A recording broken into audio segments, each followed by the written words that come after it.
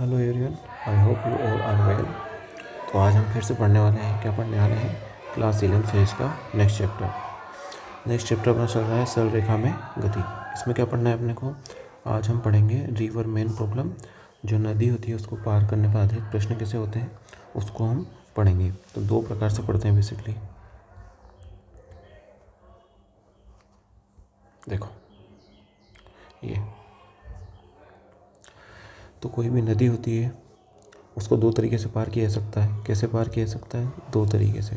कैसे? एक तो न्यूनतम पथ क्या हो जाए, पाथ मिनिमम हो जाए, पथ क्या हो जाए, मिनिमम। और एक और होता है न्यूनतम समय, मतलब टाइम क्या लगे, कम से कम लगे। तो इन दो तरीक़ों से नदी को पार किया सकता है। दोनों के फॉर्मूले अलग अलग होते हैं। देखो एक एक करके निकालते हैं अपन। अगर न्यूनतम पथ के अनुदिश नदी को पार करना है, किसके अनुदिश? न्यूनतम पथ के अनुदिश। तो क्या करेंगे? न्यूनतम पथ होगा कौन सा? अगर ये कोई नदी है,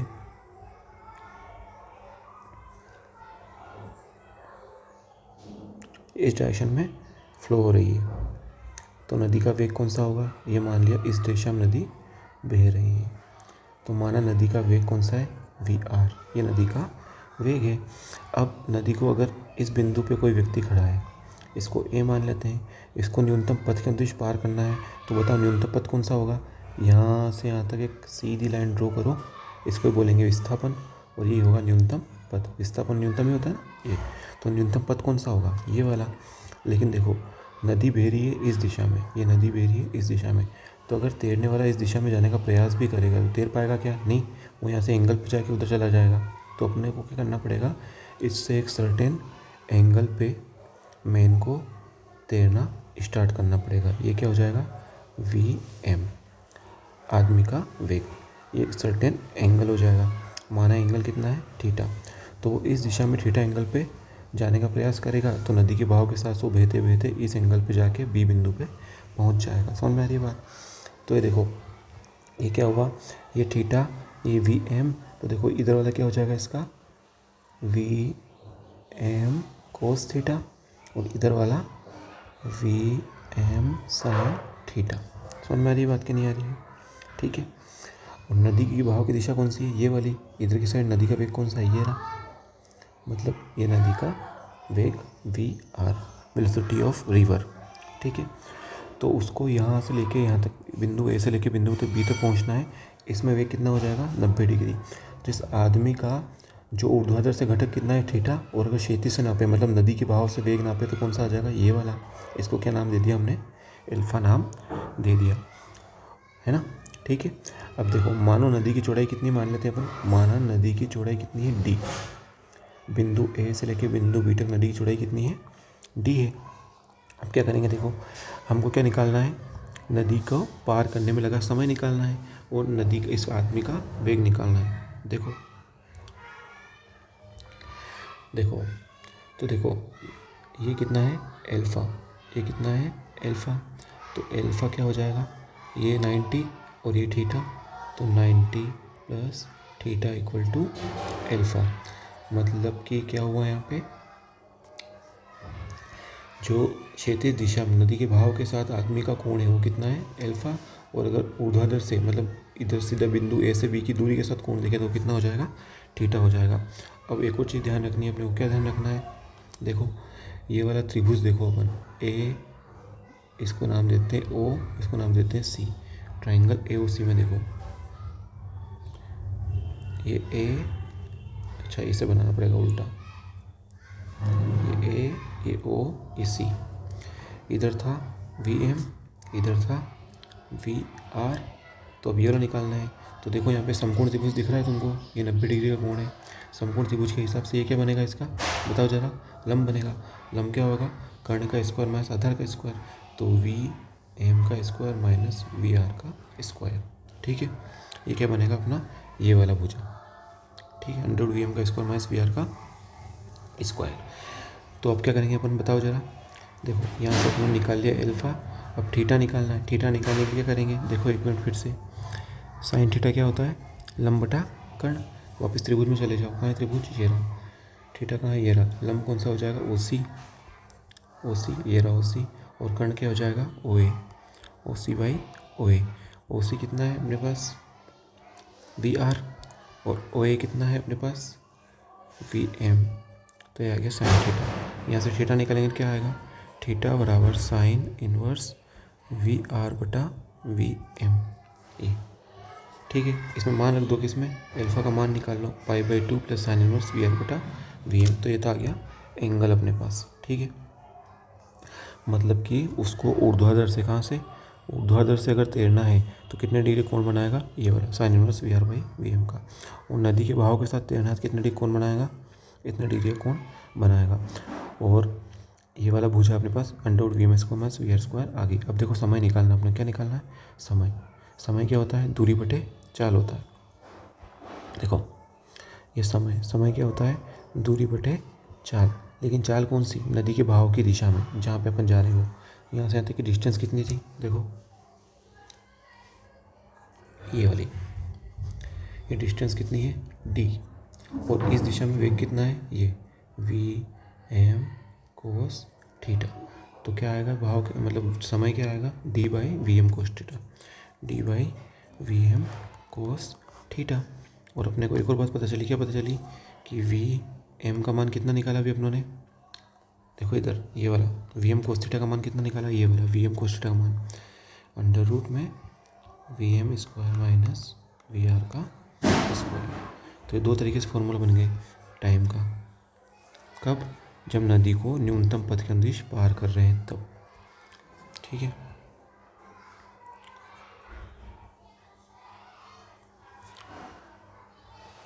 इसका सेकंड मेथड देख लो, क्या है सेकंड मेथड,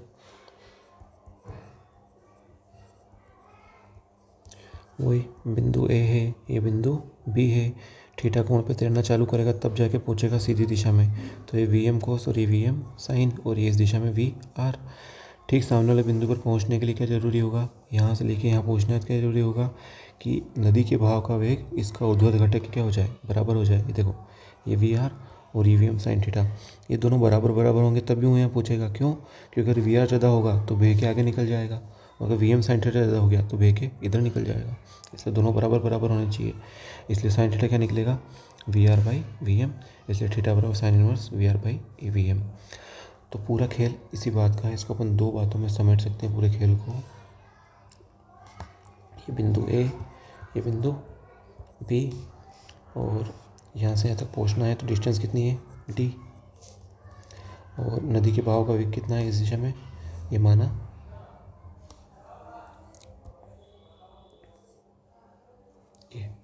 ये हो गया वी एम, ये हो गया थीटा, और ये हो गया वी आर।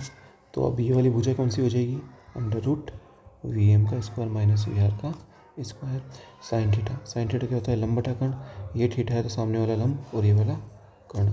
तो लंब कितना है, ये वी आर, और कर्ण कितना है, ये वी एम। यहाँ से तो आ गया अपना एंगल। और समय क्या होता है, दूरी बटे चाल। चाल किस दिशा में आएगी, इस दिशा में आएगी, ये ऊपर वाली दिशा में, क्योंकि डिस्टेंस भी इसी दिशा में है। तो डिस्टेंस को दिशा में ऊर्ध्वाधर, तो चाल भी ऊर्ध्वाधर, डी बटा वी एम कोस थीटा। और ये वी एम कोस थीटा की वैल्यू अपने निकाल ली, कौन सी थी, under root V M square minus V R square. इस तरीके से भी इसको कर सकते हैं। ये था नदी को न्यूनतम पथ के अंतरिक्ष पार करना। देखो दूसरा क्वेश्चन क्या है, जब नदी को न्यूनतम समय, कौन सा समय, न्यूनतम समय के अंतरिक्ष पार करना हो तब क्या करेंगे। इसके लिए क्या ज़रूरी है, इसके लिए ज़रूरी है कि नदी को सामने वाले तट की तरफ देखते हुए तैरे, अर्थात नदी के बहाव से थीटा 90 डिग्री कोण पर तैरते रहें। क्या ज़रूरी है कि नदी के सामने वाले तट से कितना डिग्री पे तोड़ें, 90 पे, तभी जाके वो न्यूनतम समय लगेगा। देखो कैसे करेंगे, ये देखो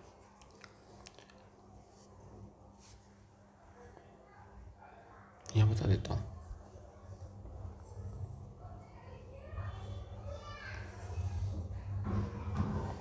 ठीक है, ये बिंदु ए और ये बिंदु बी। बिंदु ए से बिंदु बी पर पहुंचना है, और न्यूनतम समय, समय क्या चाहिए, न्यूनतम, पथ न्यूनतम नहीं चाहिए, समय। तो बिल्कुल इसको देखते हुए तैरेगा। ये आदमी का वेग इस दिशा में, लेकिन नदी के बहाव किस दिशा में है, इस दिशा में है, तो ऐसे जाएगा।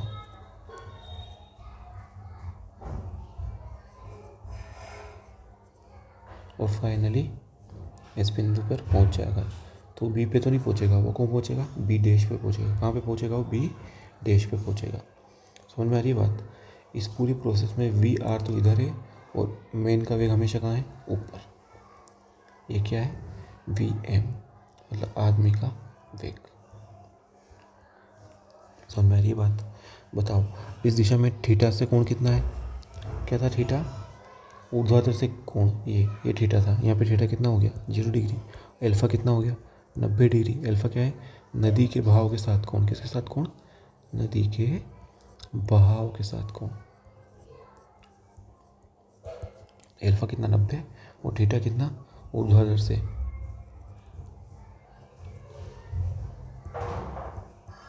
ठीक है। अब देखो अपने क्या निकालना, समय निकालना। क्या निकालना, समय। समय क्या होता है, दूरी बटे चाल। दूरी किस दिशा में, ये चाल कौन सी है, वही वी एम। तो डी बाई वी एम क्या हो जाएगा अपने पास, चाल हो जाएगी, और क्या हो जाएगा, ये समय क्या हो जाएगा, दूरी बटे चाल। अब थोड़ी सी एक दिक्कत है, क्या दिक्कत है कि अपने को पहुंचना बी पे था, लेकिन पहुंचा कहाँ पे, बी डैश पे। तो कितने डिस्टेंस दूर पहुंचा, मानो इसको एक्स, तो दूरी कितनी आएगी, समय, दूरी बराबर चाल गुणा समय। पता है नहीं पता है, तो दूरी बराबर चाल गुणा समय। समय कितना आया, डी बाई वी एम आया। चाल कितनी है, इस दिशा में चाल कितनी थी, वी आर, नदी की चाल। तो ये अपने पास आ जाएगा समय, दूरी। तो बात समझ में आई। यहाँ पे अपने पास दो पार्ट हैं। कितने पार्ट है, दो पार्ट हैं। कौन कौन से, एक तो न्यूनतम पथ, कौन सा पथ, न्यूनतम पथ, और एक है न्यूनतम समय। क्या है, न्यूनतम समय। ठीक है, एक है न्यूनतम पथ और एक है न्यूनतम समय। न्यूनतम पथ में क्या कर रहे थे अपन, सीधा ऐसे बी पे पहुंच रहे थे, और ये थीटा एंगल था ऊर्ध्वाधर से, और ये था वी एम। न्यूनतम समय में क्या कर रहे हैं अपन, ऐसे बी पर तो पहुंचना चाहते थे, लेकिन नदी के बहाव के साथ कहाँ पहुंच रहे थे, बी डैश पे पहुंच रहे थे। ठीक है, और नदी का वेग वही, दोनों में वी आर है, और यहाँ पे आदमी का वेग सीधा वी एम था। ठीक है, तो देखो इसमें दो बातें थी। क्या बातें थी कि साइन थीटा कितना आया था, वी आर बटे वी एम, लंबटे कर्ण से, ये वी आर। और क्या आया था, समय कितना था, दूरी बटे चाल। चाल कितनी थी, डी बटे वी एम कोस थीटा, ये वाला कोस आया था। इसी को दूसरे रूप में लिखा था, क्या लिखा था, डी बटे under root V M square minus V R का स्क्वायर। एक और बार लिख देता,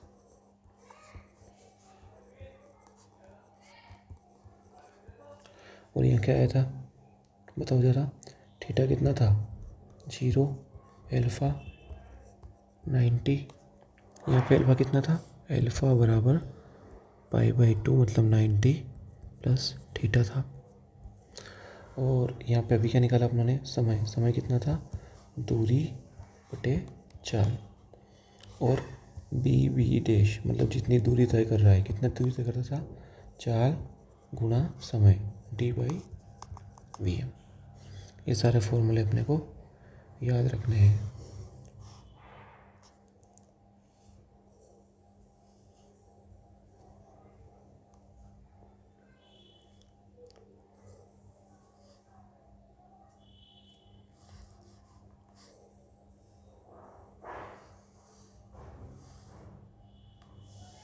ठीक है, इनको अपने को याद रखना है। आगे बढ़े, देखो अब दूसरा क्वेश्चन क्या बोल रहा है ये।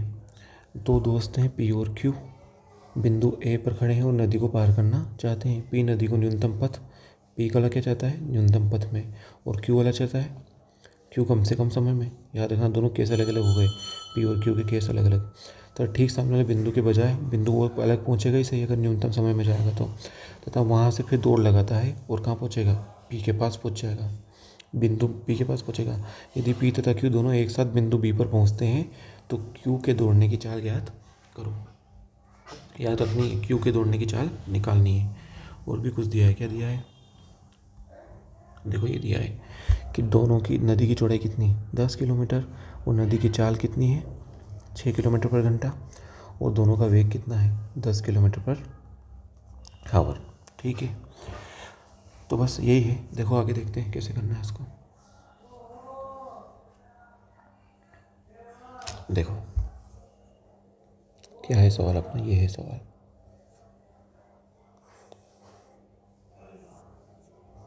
ये P और ये है Q। तो P तो न्यूनतम पथ की अनुदिश पार करना चाहता है।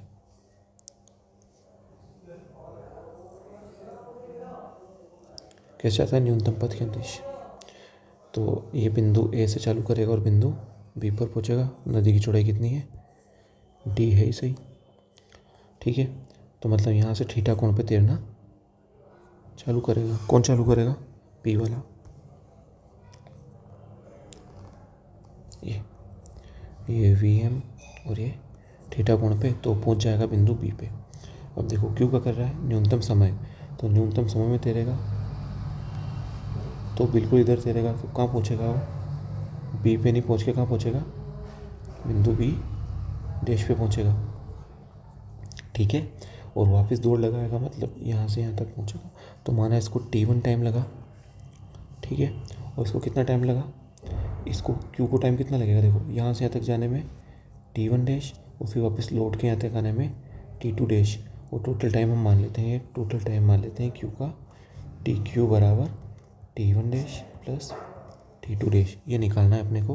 और फिर ये चाल निकालनी, किस चाल से ये Q दौड़ा, VQ की चाल निकालनी है अपने को। ठीक है, देखो हम निकालते हैं। अभी पढ़ क्या है, क्या पढ़ क्या है, P के लिए पहले बात कर लेते हैं। P को कितना टाइम लगेगा, T1 टाइम बराबर P क्या निकलेगा, दूरी बटा चाल, VM कोस थीटा। एक और फॉर्मूला था, क्या था, D बटा अंडर रूट में VM square minus VR square. तो P को कितना टाइम लगा, D कितना दिया, देखो जरा सवाल में, ये देखो D दिया 10, और देखो D कितना है 10। मेन का वेग कितना दिया, दोनों का वेग है 10, 10 का स्क्वायर मतलब का 100, और VR कितना दिया 6 का स्क्वायर 36। तो कितना आया, समय कितना लगा P को, 10 बटा 100 माइनस 36, मतलब कि 164 को बाहर निकालेंगे तो 8। तो 10 बटा 8 काय में था, सारे घंटे में आएगा, है ना, ध्यान रखना है। ये सब हावर में है ना, तो काय में आएगा 10 बटा 8 हावर। अभी इसको ऐसा ही रहने दो, फिर बाद में इसको हैंडल कर लेंगे अपन, कुछ चाहिएगा अपने को। ठीक है, अब देखो P के लिए बात करते हैं, Q के लिए बात करते हैं। P था, Q के लिए बात करते हैं। तो Q का बोल रहा है, Q का केस थोड़ा सा अलग है। Q को पहले यहाँ से A से B डैश पर पहुँचने में लगा समय। A से कहाँ पहुँचा Q, B डैश तक। तो इसको अपने माना T1 डैश। तो T1 डैश कितना निकलेगा, D/VM। तो D कितना है, वही 10, और मेन की कितनी 10, तो कितना निकला, 1 घंटा निकला। और क्या निकला, है ना, हावर में है ना सारे, है या नहीं है, हाँ है। अब देखो T2 डैश कितना है, T2 डैश कितना निकलेगा, समय बराबर दूरी बटे चाल। दूरी कितनी x, और चाल कितनी Q की चाल, और ये VQ अपने को निकालना है। ठीक है, x बटा VQ। तो T2 डैश VQ यहाँ पे x का फॉर्मूला अपने पढ़ा था, दूरी बराबर, ये अभी फॉर्मूला पढ़ा था। अभी क्या फॉर्मूला पढ़ा था अपने, ये देखो यहाँ पे, ये रहा x का फॉर्मूला। x का फॉर्मूला क्या था, VR गुना D/VM। क्या था, दूरी बराबर चाल गुना समय, D/VM। ये फॉर्मूला रख दिया। तो T2 डैश कितना है अपने पास,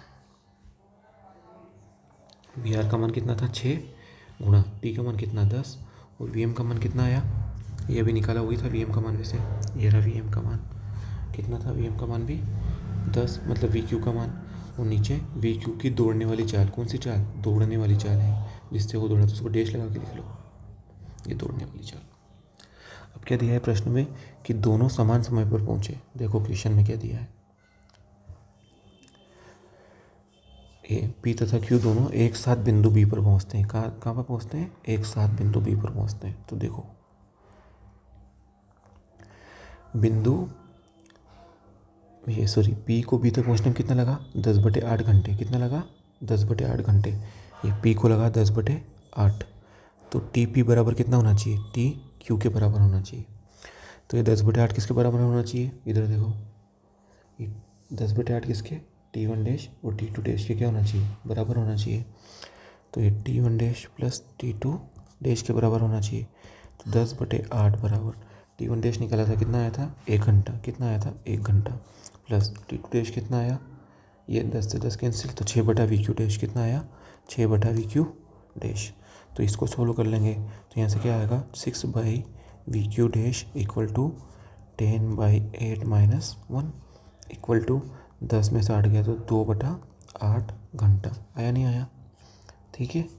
तो 6/VQ डैश इक्वल टू 2 से काट दो इसको, 2 एकम 2 और 2 4 8 घंटा। तो यहाँ से VQ डैश कितना आएगा? 24। कितना आया? 24। और काय में था? किलोमीटर पर और में स्पीड आ जाएगी। यह आ जाएगा VQ डैश। ऐसे इस सवाल को अपने को करना था, है ना। एक बार फिर समझ लो, समझ में थोड़ी बहुत दिक्कत आई हो तो देखो, P तो न्यूनतम पथ के अनुदिश था। किसके अनुदिश? न्यूनतम पथ। तो न्यूनतम पथ का पूरा केस पढ़ लिया अपनों ने। ये रहा न्यूनतम पथ के अनुदिश। सीधा जाएगा, दोनों फॉर्मूले यूज़ अपने को ये वाले करने हैं और न्यूनतम समय में ये वाले यूज़ कर रहे हैं। अब न्यूनतम समय में जा रहा है तो उसको 2 टाइम लगेंगे। यहाँ से यहाँ तक पहुँचने का टाइम T1 और यहाँ से यहाँ तक पहुँचने का टाइम T2। अब वो बोल रहा है दोनों समान समय पर पहुँचे, तो दोनों क्या कर दो? बराबर बराबर कर दो। बस मान रख दो और सोल्व कर लो, अपना क्वेश्चन सोल्व हो गया। क्या पूछा है? उपरोक्त प्रश्न में आदमी P को नदी के बहाव से कितना कोण, नदी के बहाव से कोण मतलब ये VM और ये एल्फा। एल्फा बराबर क्या था? π/2 प्लस थीटा। थीटा कितना था? Sine inverse VR/VM। VR का मान कितना था? 6 और VM का मान 10। तो क्या आया? π/2 प्लस साइन इनवर्स, काट दो 2 से 3 बार और 2 से 5 बार। ठीक है। तो साइन 3/5 कितना होता है? अपने को पता है 37 डिग्री होता है। ठीक है। तो या तो इसको भी रेडियन में बदलो या फिर इसको डिग्री में बदलो। तो क्या होगा? 90 प्लस 37 डिग्री, 90 से 127 डिग्री आंसर आ जाएगा। ठीक है। देखो नया क्वेश्चन है। क्या क्वेश्चन है? नदी के एक घाट से दूसरे घाट जाने के बीच की दूरी कितनी है? 4 किलोमीटर। कितनी है? एक तैराक शांत जल में 10 किलोमीटर पर आवर की चाल से तैर सकता है, तो इस तैराक को घाट A से B तक जाने में वापस लौट कर आने में कितना समय लगेगा? देखो जाना भी है और वापस लौट कर आना भी है, याद रखना है। नदी का बहाव कितना है? शांत जल है, 0 है। और नदी का बहाव अगर कितना हो जाए? 5 किलोमीटर पर आवर हो जाए। तो देखो पहला केस ले लेते हैं अपन, जब नदी का बहाव कितना है? 0।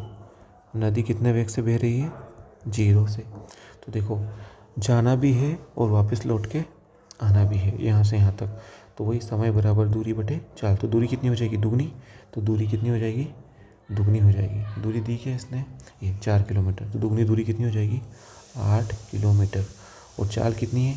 अब नदी का बहाव 0 है तो चाल वही रहेगी। कितनी आएगी? 10 किलोमीटर पर आवर। तो काट दो इसको, कितना आएगा? 0.8 आवर। बदल दो इसको घंटे में और 60 मिनट। बस वो मिनट और सेकंड में बदलो तो 60 का और मल्टीप्लिकेशन कर देना। तो शांत जल में तो ऐसे हो जाएगा बिना किसी फॉर्मूले के। और जब नदी का बहाव 5 किलोमीटर पर आवर हो जाए, कितना हो जाए? नदी का बहाव 5 किलोमीटर, वो तैराक की चाल कितनी? 10। तो देखो अब की बार क्या होगा? ये देखो नदी ऐसे बह दी, ये नदी बह दी है।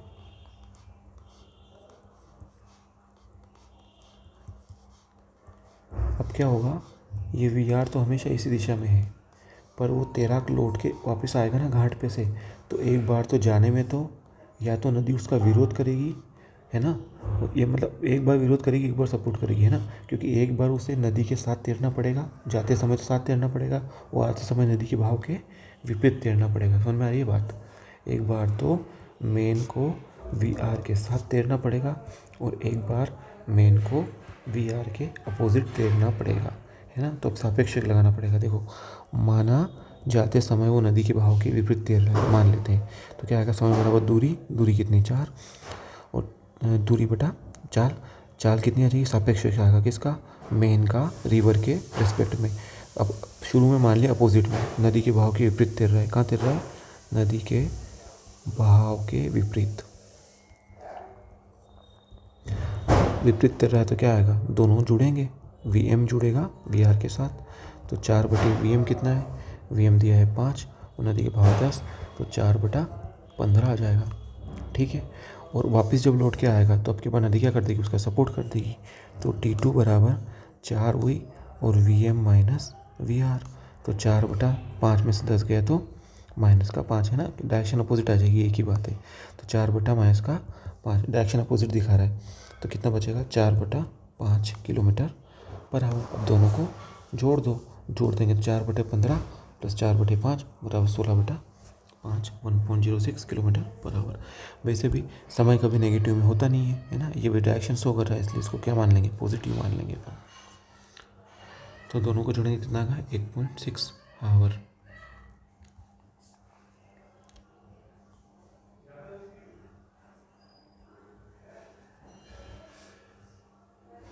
एक और क्वेश्चन देख लो। एक नदी की चौड़ाई 40 किलोमीटर है, कोई तैराक बिंदु ए पर स्थित है तथा ठीक सामने वाले बिंदु बी से नदी के बहाव की दिशा में 53 डिग्री से तैरना प्रारंभ करता है। नदी के बहाव की चाल 10 हो, शांत जल में तैराक की चाल इतनी 20 हो, तो नदी को पार करने में समय वो कितनी दूरी तक पहुँचेगा। तो अपने कर ही लिया है। देखो कैसे, वही न्यूनतम पथ, तो क्या आएगा फॉर्मूला, समय बराबर दूरी D/VM cos थीटा। तो ये दूरी कितनी है, 40 किलोमीटर, और VM कितना है, शांत जल में कितना दिया है, 20, और cos थीटा कितना बनेगा, cos 53। तो 40/20 cos 53 क्या होता है, 1037 cos 53, तो 1053 का मान कितना होता है, 4/3। मतलब ये हो गया लंब और ये हो गया आधार, और कर्ण हो गया 5। cos 53 बराबर आधार बटे कर्ण, आधार कितना है 3 और कर्ण कितना हो जाएगा 5, 5 से 4 बार, 4 से 10 बार, तो 10/3 हावर, हावर में है ना, इसलिए 10/3 हावर आ जाएगा मान। तो ठीक है, 10/3 घंटा। और क्या बोल रहे हो, तैराक बिंदु बी से कितनी दूरी पर पहुंचेगा। तो मान लिया वो बिंदु बी डैश पर पहुंचा, तो दूरी बराबर चाल गुणा समय। चाल कितनी थी उसकी, अभी निकाली, चाल कितनी थी, सॉरी समय निकाला, कितना था समय, D/VM cos थीटा। और चाल कितनी, देखो नदी का बहाव इस दिशा में है ना, इस दिशा में कितना है VR, तो ये VR। तो D/VM cos थीटा निकाला अपनों ने 10/3 और VR कितना दिया, VR दिया नदी की चाल, बहाव की चाल कितनी है, अच्छा ये तो ये तैराक की चाल तो 20 है और नदी की चाल है 10, तो नदी की चाल है 10, तो 100/3 किलोमीटर। ठीक है।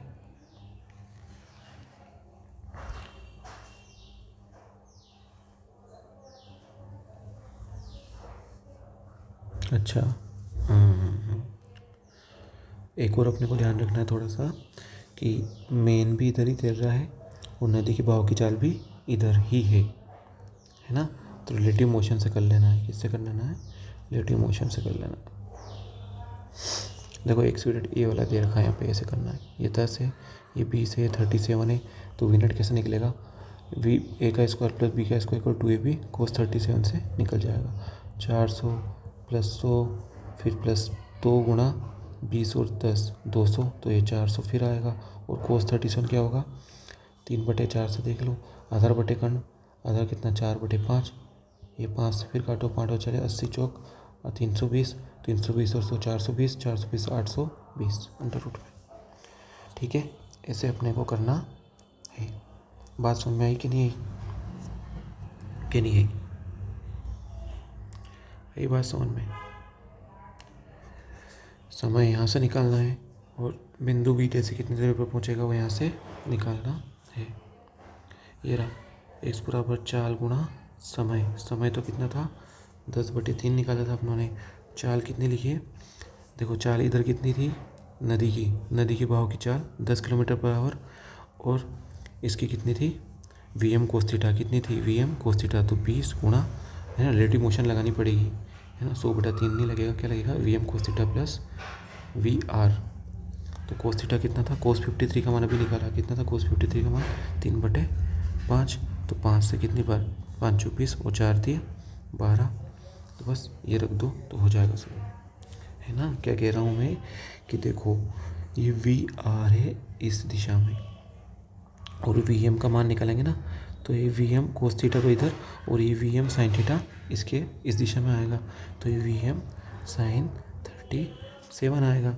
तो बस इन दोनों का रिलेटिव मोशन निकालेंगे, तब जाके मान अपने को यहाँ पे मिलेगा, किसका, रिलेटिव चाल का। किसकी चाल, relative speed of man with respect to river, है ना। और डायरेक्शन क्या बनेगी, वही बनेगी, देखो इधर आ रही है वी आर और ये है वी एम। बस ऐसे ही करना है अपने को, मान रख देंगे तो आंसर अपना आ जाएगा। चलो ये होमवर्क भी दे देता हूँ मैं थोड़ा सा, बस इसकी रिलेटिव स्पीड निकाल के अपने को निकालना है ना, वी एम आर निकाल के रख देना तो आंसर अपना आ जाएगा। थोड़ा सा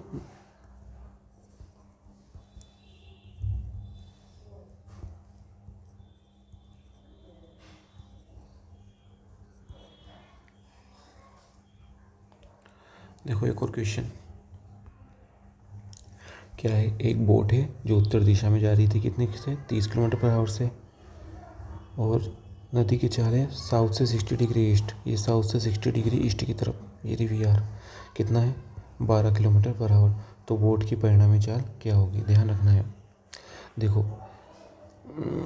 मैं बता देता हूँ तुमको, ये ठीक है, तो ये नॉर्थ है और ये है वी आर, मतलब वी बोट की चाल, और ये है 60 डिग्री पे किसकी चाल, रिवर की चाल, साउथ से 60 डिग्री ईस्ट की तरफ। तो देखो टोटल कोण कितना होता है, 180 होता, लेकिन 60 गया तो बचा कितना, 120 डिग्री। 120 डिग्री पे दो सदिश कार्य थे, कौन से, वी पी और वी आर। तो अगर दो कोण एक दूसरे से 120 डिग्री पर कार्य थे, दो सदिश, ए सदिश और बी सदिश, तो उनका परिणाम कैसे निकलता है, अंडर रूट में ए का स्क्वायर प्लस बी का स्क्वायर 2ab कोस थीटा, रख दो ए का स्क्वायर बी का स्क्वायर 2ab कोस 120, कोस 120 की वैल्यू -1/2, ये -1/2 रख दो तो कट जाएगा 2 से 2, और क्या निकलेगा, 144 प्लस में 900, लॉग कर देता हूँ, 144 प्लस में 900, और ये कट गया तो माइनस बचेगा, और बार दिया 36, तो कितना आएगा अंडर रूट में 900 और 1044 माइनस का 360, 4 14 में से 6 गया तो 8, और एक उधर दे देता, तो यहाँ कितना बचा, 9 में से गया तो 6, अब अंडर रूट में 6 से 4 से करें क्या आएगा, 26।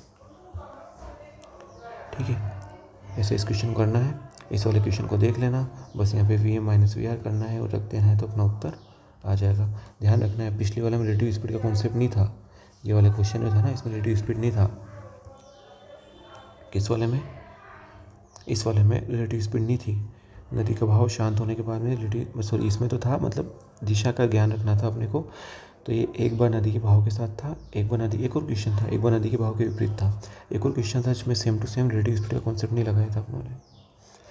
कहाँ गया वो क्वेश्चन, अभी करा था, हाँ यही वाला था, ये वाला, ये यहाँ पे जब एक्स निकाला था ना, वहाँ भी एक्स निकाल रहे हैं, लेकिन यहाँ पे एक्स निकाला था ना तो ओनली एक ही था, क्या था, वी आर, इस दिशा में ओनली वी आर था और वी एम इस दिशा में था, इसलिए अपनों ने दोनों की रिलेटिव स्पीड ली नहीं थी, क्योंकि डी के लिए अपना कौन सा काम में आ रहा, डी के लिए ओनली वी एम ही काम में आ रहा था, इसलिए d/वी एम कर दिया था।